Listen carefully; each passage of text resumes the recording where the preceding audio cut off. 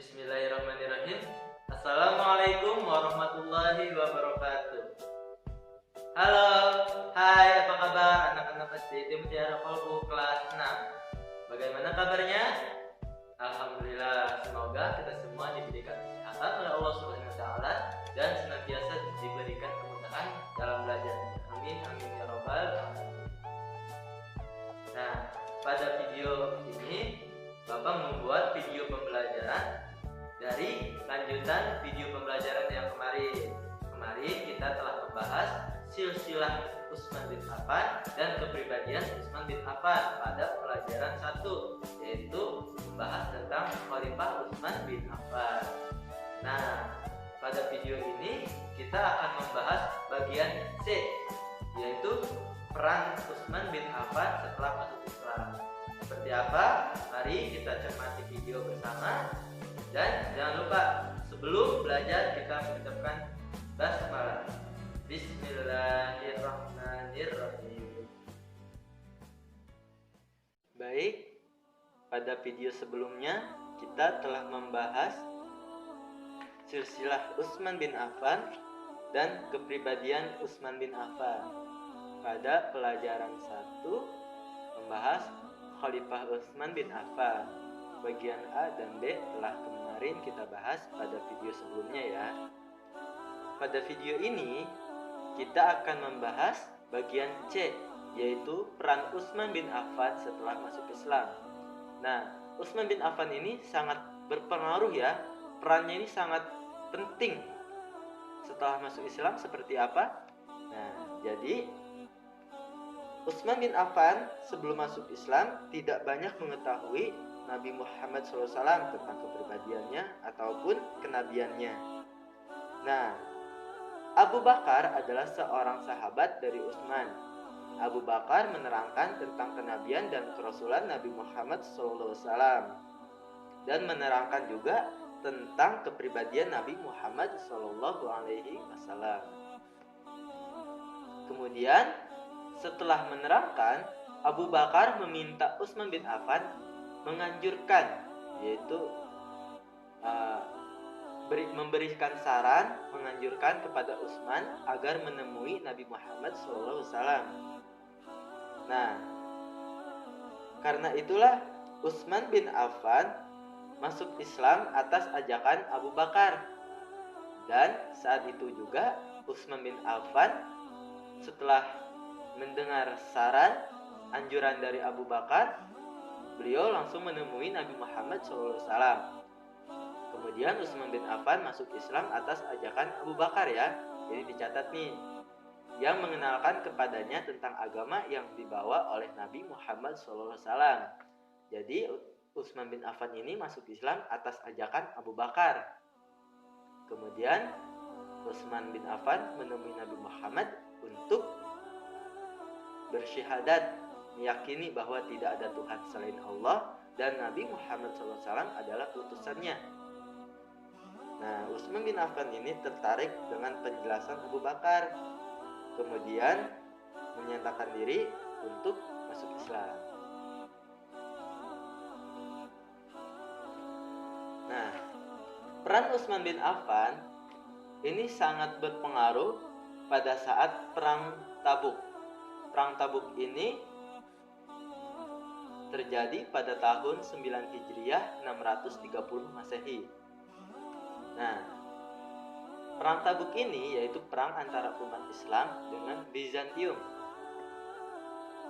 Pada Perang Tabuk ini Nabi Muhammad SAW mengalami masalah biaya untuk peperangan pada Perang Tabuk ini. Nabi Muhammad SAW berserta umat mengalami masalah biaya untuk memodali Perang Tabuk ini, dari segi persiapan, segi senjata, ataupun yang lainnya ya. Kemudian Utsman bin Affan menyerahkan sepertiga dari harta yang dimilikinya, yaitu 950 unta, 100 kuda, dan uang tunai 1000 dinar. Masya Allah. Jadi untuk menutupi masalah biaya ini pada Perang Tabuk, Utsman bin Affan menyumbangkan sepertiga dari harta yang dimilikinya. Masya Allah, ini sangat besar sekali ya.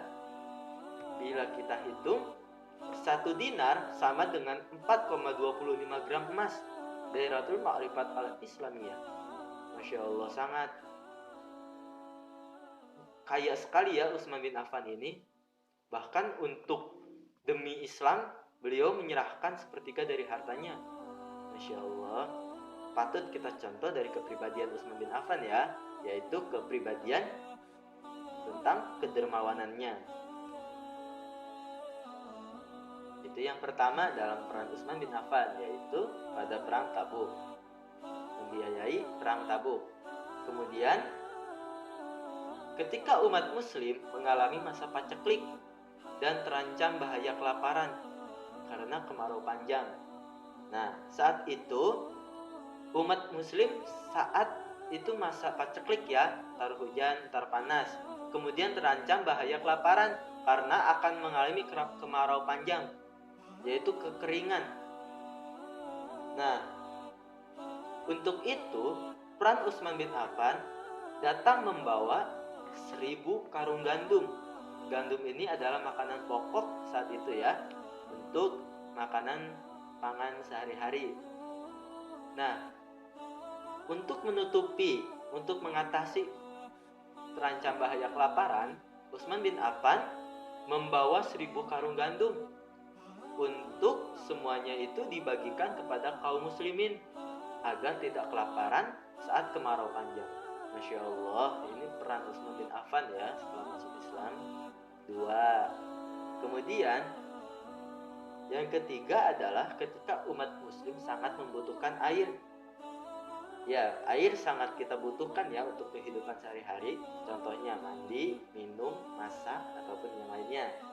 Nah, setelah itu Utsman bin Affan segera membantunya, yaitu membantu seperti apa? Beliau membeli sumur milik orang Yahudi separuhnya. Jadi Utsman bin Affan itu membeli sebuah sumur milik orang Yahudi, akan tetapi separuh dari sumur itu. Nah, setelah dibeli, sumur itu dipakai bergantian. Jadi misalkan saat hari ini orang Yahudi, sumur itu dipakai dengan orang Yahudi, lalu besoknya itu dipakai oleh Utsman.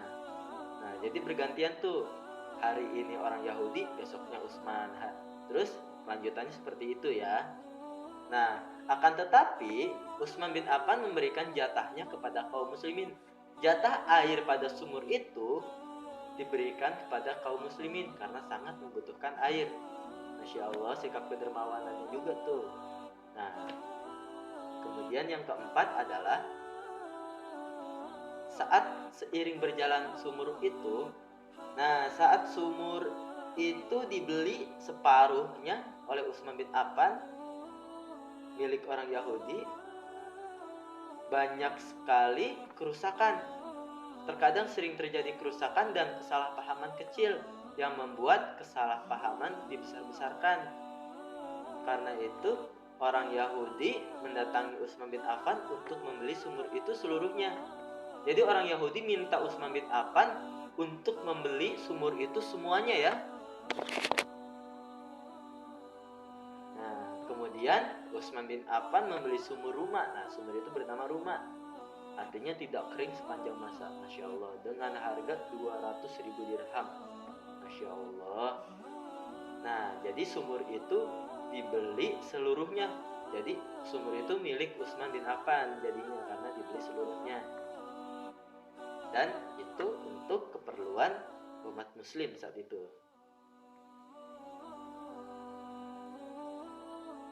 Kemudian yang kelima, ketika terjadi perang Badar.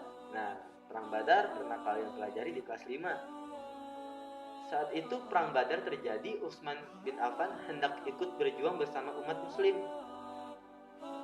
Saat itu mau pergi ikut berjuang bersama umat muslim. Akan tetapi Nabi Muhammad SAW melarangnya dan meminta kembali dan merawat istrinya yang sedang sakit. Jadi saat itu Utsman bin Affan istrinya sedang sakit. Akan tetapi beliau akan ikut pergi berperang. Kemudian Nabi Muhammad melarangnya dan meminta kembali untuk merawat istrinya yang sedang sakit.